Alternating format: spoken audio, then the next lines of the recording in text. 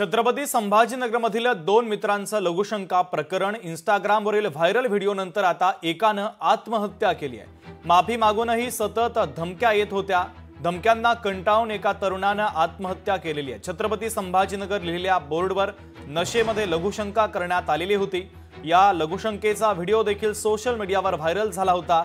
नंतर माफी सुद्धा त्यांनी मागितलेली होती, मात्र तरी देखील धमक्या येतच राहिल्या आणि अखेर आत्महत्येचं हे टोकाचं पाऊल उचललेलं आहे। धमक्यांना कंटाळत एका तरुणानं आत्महत्या केलेली आहे। संभाजीनगरला जी घटना झाली तिथं आमच्या मुलांनी माफी मागितली, तरी ह्या लोकांनी त्यांना सुट्टी दिली नाही।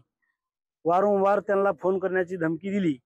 इंस्टाग्रामवर फोन केलं, कॉलिंगवर फोन केलं, जीव मारण्याची धमकी दिली। समत आरोपी ते त्यांचं फोन आलं, ते बायला आम्ही इंस्टाग्रामवर त्याचा फोन पुन्हा ते आम्ही साहेबाला पण दाखिलं, हे फोन पुन्हा यायलंय। ह्यांना गुन्हा दाखल यांच्यावर व्हावा, यांना अटक व्हावा म्हणून आमची हात जोडून मागणी आहे सरकारला। लोकशाही मराठी ऐका, पहा, जागरूक रहा।